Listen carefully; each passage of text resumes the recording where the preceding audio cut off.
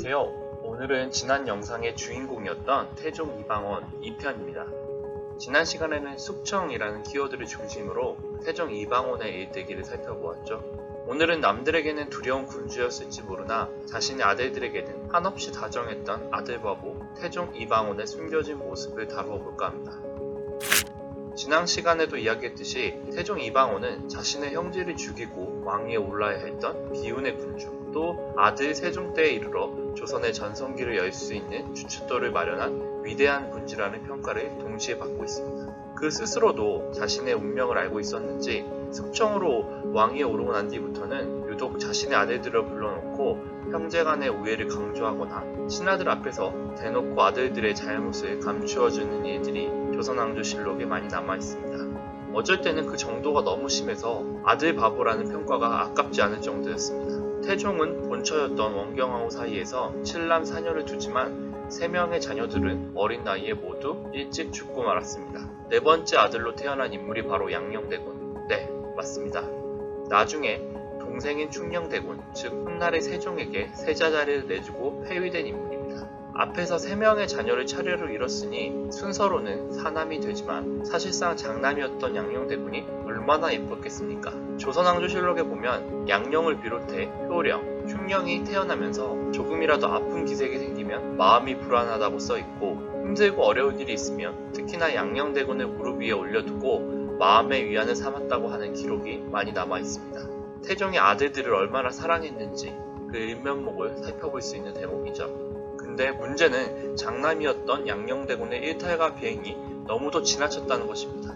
예를 들면 공부하기 싫어서 스승님 앞에서 개 짖는 소리를 내며 뛰어다닌다거나 공부해야 하는 시간에 참새 사냥에 몰두하는 등 조선의 세자로서 해서는 안 되는 행보를 보이게 됩니다.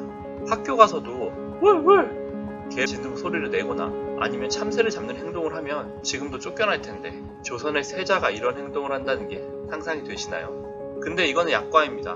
몰래 궁 밖으로 나가서 기생들과 어울리고 나중에는 그 기생을 궁으로 데려와 첩으로 삼기도 했습니다.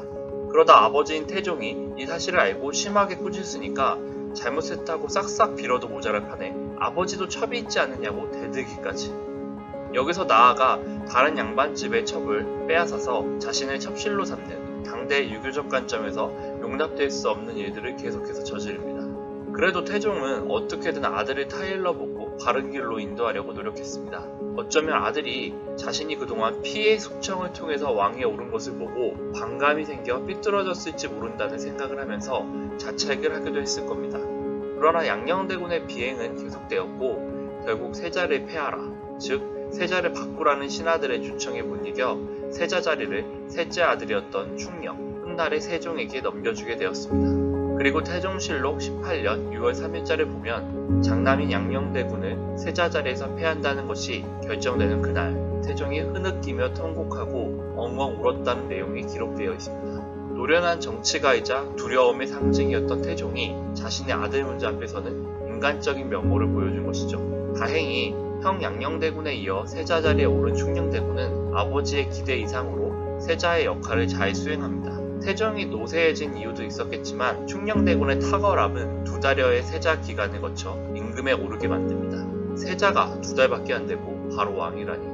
태종이 세종을 얼마나 좋아했는지는 실록에 보면 잘 나타나 있습니다. 한 대목을 볼까요? 내 아들이지만 주나라의 문왕, 즉 성군 중에 성군과 비결된 만큼 훌륭하다. 임금 자리를 물려주고 유유자적할 수 있는 사람은 세상에 나밖에 없지 않나. 이렇게 말하며 스스로 자랑하며 다니기까지 했습니다. 양희 이후에도 아들 세종의 안정적인 국정 운영을 위해 이정모를 통해 대마도를 정벌하게 하는 등 여러가지 불안한 국제정세를 안정시키는 노력들을 기울이기도 했습니다. 이전 편에도 언급했지만 아들인 세종이 자신의 사후에 제대로 국정을 이끌어가기 위해서 왕의 자리에 이르기까지 오른팔의 역할을 했던 이숙범 같은 공신들을 유배 보내기도 했고 외척 세력이 강해질 것을 예방하기 위해 세종의 처벌을 완전히 박살내버립니다.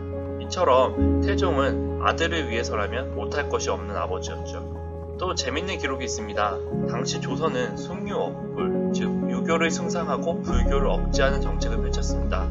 태종식이면 조선 전기라 이 경향이 더 강했을 것이죠. 근데 태종의 둘째 아들인 효령대군은 불교에 매우 깊이 심취해 있었습니다. 신하들이 이를 우려하는 상소를 올리자 태종이 이마저도 실드를 쳐줍니다. 아니, 왕자라고 해서 자신이 관심 있는 분야를 못하게 하라는 거냐? 오히려 신하들을 채근하기까지 했죠. 진짜 찐 아들 바보네. 끝으로 한 가지 일화만 더 소개하고 태종 이방원의 아들 바보편을 마무리하도록 하겠습니다. 세종대왕이 엄청난 고기 마니아라는 것은 여러분도 잘 알고 계실 거예요. 세종대왕을 주인공으로 다룬 SBS 드라마 뿌리 깊은 나무를 보신 적 있으신가요? 이것을 보면 여러 장면에서 세종의 고기를 먹는 장면이 나타나고 있습니다. 정말 고증이 잘 된 것이죠.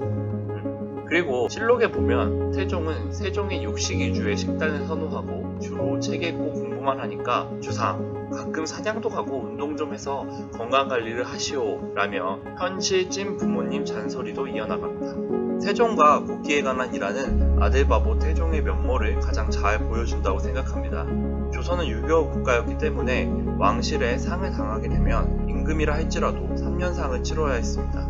조선의 2대 왕이었던 정종, 즉 태종의 형이자 세종에게는 숙부가 되죠. 정종의 상 중에 예법에 따라 고기를 먹지 못하는 세종을 보며 태종이 이렇게 말했다고 합니다. 일찍부터 주상은 고기가 없으면 밥을 못 먹었는데 상중이라 고기를 못 먹어서 참으로 안쓰럽구나. 또 세종의 어머니이자 태종의 부인이 되는 원경왕후의 상중에는 태종이 세종에게 고기를 못 먹으면 주상의 몸이 상하니 고기를 먹으시오 라고 하는 기록이 남아 있습니다. 이게 10살 이하의 아들들을 놓고 이야기한 것이 아니라 22살의 다 큰 아들을 놓고 한 말이라는 것이 인상적입니다. 다음 대목을 보면 더 압권입니다. 태종은 자신이 눈을 감는 순간에도 자신의 상중에 세종이 고기를 못 먹어 쇠약해질 것을 걱정하는 말을 남기기까지 합니다. 그냥 아빠, 아들 사랑하는 바보 아빠, 찐 아빠. 오늘은 지난 속천 키워드에 이어 아들 바보라는 키워드로 태종 이방원의 일대기를 한번 또 다루어 보았습니다. 어떻게 재미도 있으셨나요? 재밌으셨다면 구독과 좋아요를 부탁드립니다. 그리고 지난 편에 말씀드린 것처럼 앞으로 헤로도토스 채널에서 다뤄졌으면 하는 인물들을 계속해서 추천해주시면 감사하겠습니다. 여러분들이 궁금해할 인물의 일대기를 재미있게 다루도록 더 노력하겠습니다. 오늘도 고맙습니다.